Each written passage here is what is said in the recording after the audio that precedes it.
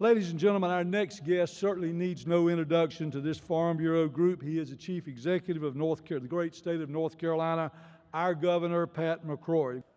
The Governor and I, we've done this, and he enjoys it. As a matter of fact, it was a little unusual for me to start with, but I got where I enjoy it and look forward to it. You're getting to be better than Oprah at this thing. I don't know about better than Oprah, but ladies and gentlemen, Oprah makes a lot of money. You might want to be better than Oprah. I want to be next to. I'd like to be next to some of that money. I can tell you that.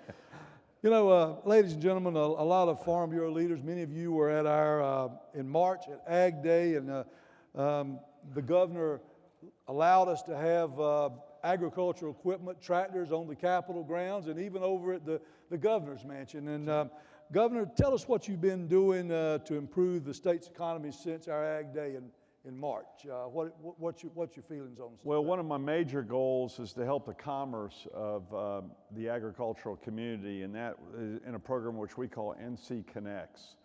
And part of NC Connects is helping our ports and helping our roads improve. In fact, this year I'm pleased to be working with the legislature where we're putting about $300 to $400 million new dollars per year into road building and maintenance of roads, which is extremely important to the ag community. In addition to our two ports, of course, I'm very pleased working with Commissioner Troxler, who's doing an outstanding job in having refrigeration now at the Wilmington port. We hope to improve the Morehead City port so we can have more agricultural exports coming right out of North Carolina, improve the infrastructure there. We've got some money in the budget for both of those ports. So transportation is a major, major part of that. In addition to our tax policy. Our tax policy is we again reduced the income tax, we've reduced the corporate tax, we've of course got rid of the estate tax, which helps the farming community a great deal. So we're trying to make us more competitive, especially with our neighboring states. The other thing I'm very proud of in working with the Farm Bureau is we want to get more of the productivity of farming into North Carolina. The sweet potato industry and other industries in the actual production, food production. I don't think we've been competitive enough in the food production area. Lieutenant Governor Dan Forrest, who I want to thank, along with others, Commissioner Troxler and others, have put together a task force. What did I just say? A tax force? No, not a tax force. It's a task force for trying to improve food productivity in North Carolina. Peter Daniel with North Carolina Farm Bureau is on that. Doing a great job. On that task force. And we also want to get North Carolina in the energy business. I want to continue to have the energy costs reduced in North Carolina. We're trying to get some gas lines into North Carolina to have more access to natural gas so the farm community is not so dependent on propane gas and others, which that cost goes up while natural gas is going down. I really appreciate you mentioning transportation. Obviously, it's a huge issue. Transportation infrastructure is a huge issue for agriculture. One of the things that we're really interested in, we're going to be talking about here that's been a priority of yours working with the legislature, is this Connect North Carolina bond. And certainly we know there's some good things in it for agriculture. If the people of North Carolina approve it on March the 15th, and we certainly encouraging that. Comment on this bond package, why it's a priority of yours, and what you think. Well, I've been pushing for a bond now for over a year and a half. We're at the lowest interest rates that we'll ever see in our lifetime. Now, I'm very pleased that I paid off all the debt that we owed the federal government, $2.5 billion for unemployment. And as of 5 months ago, we paid off $2.5 billion of debt to the federal government for unemployment. We no longer owe the federal government any more for unemployment compensation. We're the only state in the nation not to extend unemployment.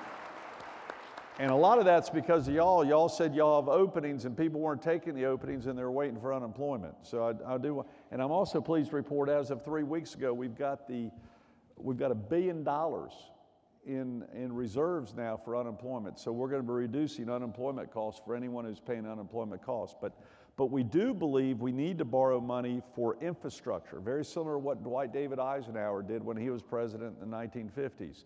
So we want to put more, we're going to borrow $2 billion, and I want to emphasize, in borrowing that $2 billion, it's in our economic model, there will be no tax increase, In fact, our debt in 5 years in the state of North Carolina, even borrowing that $2 billion, will be less than it is today. Our debt in 5 years will be less than it is today based upon our economic model. And this is the time you borrow money, when the money is so cheap, and invest in new infrastructure. And where we're doing the investment is first in our community colleges, which is extremely important for all areas of the state. And I don't want the community college money to spend it on new student centers or new swimming pools or new basketball gyms. We're going to spend it on welding, electricians, mechanics, agriculture, areas where we have skills gaps right now in our nation and in our state. And in the university system, we're putting about almost $1 billion more into our university system. But again, it's not going into new football stadiums, no matter how good a football team's doing, or into student unions or into basketball arenas. We're putting it into science labs. We're putting it into agriculture. In fact, I've got a list here of some areas.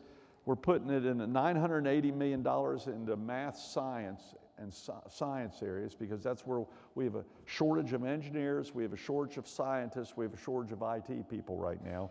We're putting in $350 million into 58 North Carolina community colleges.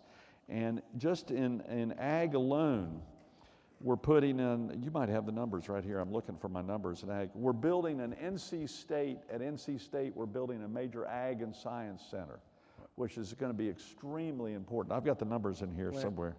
$85 million is in the bond package for the plant sciences.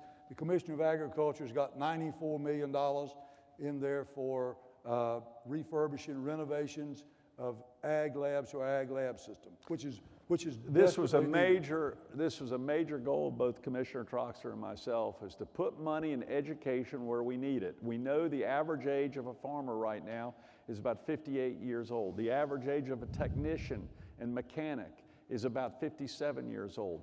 We need to get the next generation involved in both agriculture and in manufacturing. Our economy is dependent upon that, and there's a skill shortage right now. So our goal for our universities is to put this into research, put it into sciences, put it into the training for ag and manufacturing and engineering, and that's exactly what we're doing. And I'd like to thank your leader of the Farm Bureau for really getting behind this bond referendum. It's going to be very important. I might also add there's a good bit of money going for state parks. I think preserving our state parks and adding to our state parks is very important throughout, from the mountains to the coast. No one's talked about we haven't put money into the state parks for probably 30 years, and some of them are being run down. And state parks are accessible to all income levels of all people throughout the state, from rural to urban areas. And don't you think we ought to preserving and protecting our state parks? That's exactly what we're going to do with this bond referendum too. Good job.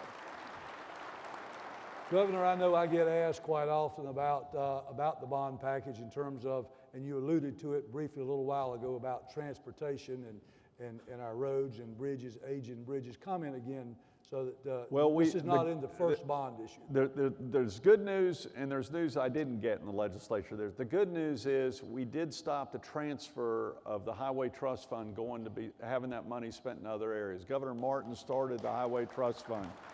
That's good news. So that's going to put about $300 million new dollars a year into highways and highway maintenance. I did want to put at least $1.2 billion into new road construction. I did not get the legislature to approve that for bond referendum, but we did get some good things, from state parks to ag, to water and sewer infrastructure, especially in the rural areas where they'll seek grants to help the water and infrastructure in small towns, and also for our university and community colleges. So that's good news. And we need your support for that bond package during the March presidential election. So that's very, very important. And I'm going to talk about it a little more later when I give an annual report to our folks here. Governor, we've had in agriculture in this state and across the nation, we've had some really good years in the last 4 or 5 years, but I can tell you 2015 is not going down as a great year in agriculture in North Carolina. We've had some challenges, as you well know, from weather, and certainly our farmers are going to need all the support we can get. Well, we had some, the weather was just terrible for the ag community this year. We either had too little rain in one moment, and then the very next moment we had too much rain. And I personally went out and visited some of sweet potato fields. I went out to the peanut field, Bladen County. I went all over the state and saw some of the flooding, especially. In one way, we were very lucky. It could have been much worse than it is. Had that hurricane come inland, and thankfully, for the first time, I rooted for the European model to work. The European model showed the hurricane going out west. The USA model showed it hit North Carolina. We pulled for the European model too. We pulled for the European model, but that was good news. The bad news is certain areas got a lot of hard rain, especially in the eastern part of the state, and it was tough to pull out some of those crops at the worst time. The good news is we didn't get hit like South Carolina did, and we did help South Carolina. Nikki Haley and I were in constant communications. We sent them 4 or 5 Apache helicopters to help with rescue, and it's our job to help each other. My biggest concern right now for y'all is the federal intervention into some dealings that are going to have a very negative impact on the agricultural community in North Carolina. I just want to let you know you need to be, I don't know if the federal reps are bringing this up, but President Obama is wanting to take over the North Carolina waters. And it's the USA. Waters of the U.S. Waters of the U.S. WOTUS. And I'm doing my best job in suing the federal government and joining with 27 other states and telling the federal government it's not your water, it's North Carolina's waters. And I need your help, because if the federal government takes over the waters, can you imagine the regulatory nightmare you're going to have on some of your streams and some of your irrigation and some of your access to water? It is going to be disastrous. And we're trying to work with you within North Carolina government. We're trying to work with you as partners, not as adversaries. Our goal is still to keep a clean environment and clean waters, but it's in working with the ag community on how we can work together in solving that problem. And we're doing just that. And to have this federal intervention could be devastating to the federal government. And I want to let you know we are very successful in joining with 27 other states in the last month in at least getting a stay in President Obama's authority to take over our waters. We don't know how long that stay is going to be. We're by ourselves at this point in time in North Carolina. I'll be direct with you. The Attorney General is not joined up on this. He refuses to join our fight in fighting President Obama on this effort. And this is also true with the Clean Air Act. We think the federal government's overstepping their authority in the Clean Air Act, and if that's implemented, it punishes North Carolina for the good things we've done in clean energy. It gives us no credit whatsoever for the work that we've done in the past 10 years. And it'll have a terrible impact on energy prices in the future if the federal government continues to implement the Clean Air Act and doesn't give North Carolina the credit for what we've done already in energy production. So the clean waters of the U.S. and the Clean Air Act are two issues that we're fighting right now from Washington. We think it's Washington overreach into North Carolina, and we need your help in fighting our efforts, because the long-term ramifications are not good if we're not successful in our lawsuit.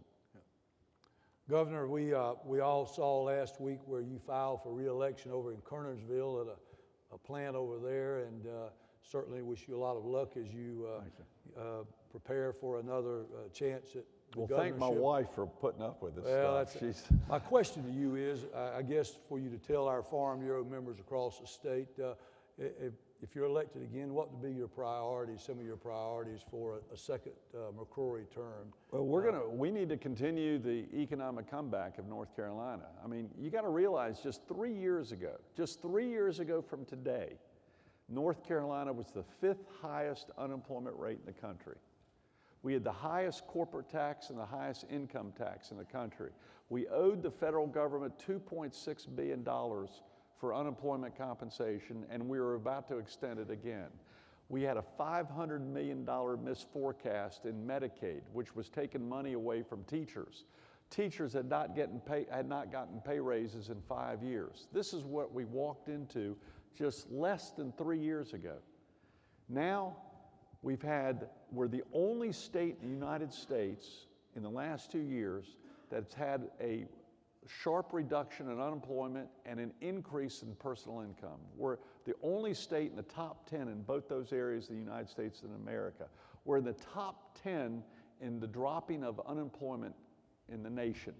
We're no longer the top 5 in unemployment. We're not even in the top 30 in unemployment. But there are still people hurting, and we want to still get people back to work. We've reduced the bureaucracy. We've paid off the debt to the federal government. Instead of having a $500 million deficit in Medicaid, we have a $70 million cash on hand. We've reduced your corporate tax. We've reduced your income tax. We've gotten rid of the estate tax.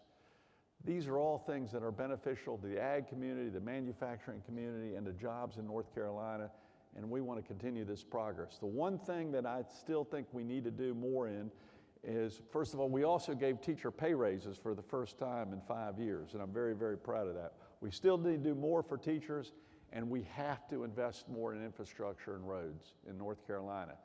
We're the 9th most populous state in the United States of America. Did y'all know that? North Carolina is now the 9th largest state by population in the United States. In the next 10 to 15 years, we're going to probably be number 7. We'll pass Pennsylvania and Georgia. Are we going to prepare for that, or are we going to react to it? I believe you prepare for it. And that's what we have to do with infrastructure. And I want to make those investments while also reducing bureaucracy, reducing the regulatory bureaucracy also, which is stopping the creativity of solving problems. So I'm excited, I'm very bullish on North Carolina, and y'all have been great partners. Y'all are the ultimate entrepreneurs in the United States of America. Our state is dependent upon you right now. You're some of the people trying to get us out of this recession, even during tough weather and tough times. And I'm a firm believer in 2 industries, agriculture and manufacturing. And I think a lot of people gave up on those 2 industries. We'll never give up on it. In fact, we want to grow those industries in North Carolina. So, Governor, one last question. Someone asked me last night. I grew up a mile from here, so I'm going to go back and see my old house where I grew up that's here. Good. Somebody asked me last night, said, are you going to have one of those little sit-down chats like you like with the governor? I said, oh, sure, we're going to. He said, ask him one question for me. And I said, okay, what's that? Said, ask him what is his favorite Christmas tradition. It's here at Christmas time. Do you have a favorite Christmas tradition, Governor? I have a new favorite Christmas tradition. My wife is behind the scenes. She does nothing in front of camera. She does things because it feels right. And we're meeting with military families during Christmas. And we bring them all over to the, and it's a very moving thing for Ann and I, because when we bring them over to the mansion, the most moving is when a spouse brings their kids and they've lost their spouse overseas, and the emotion is very, very strong. But Ann, my wife, hugs them and takes them upstairs and open up Christmas presents. So my wife and I's major priority is working with the military families throughout North Carolina. I do want to thank, one thing I'm very proud of that is a major agenda is that helping the military. Those men and women coming back home from Afghanistan and Iraq, unlike the Vietnam veterans who didn't get a warm welcome home, we need to give a good welcome home to these men and women coming home from Iraq and Afghanistan. So our major goal is we're cutting out some of the education bureaucracy in which if they've already driven a truck in Afghanistan under fire, I think they can drive a truck in North Carolina without having to go through all the training that we require. Let them test out of it. If they've already decided they could be a medic in North Carolina, why not let them be a medic and test out of the educational needs if they prove they can do it? If they can be a deputy sheriff and they already have the training for it, why are we stopping them from being a deputy sheriff? So that's one of the major accomplishments. The second thing is we now have in-state tuition for any member of the military in our community colleges or our universities who's coming home from Afghanistan and Iraq. Even if they're not a citizen of North Carolina, they get in-state tuition in North Carolina, and we're very proud of that. And the last thing I want to say is, how many of you are veterans? Raise your hand. Thank you all very much.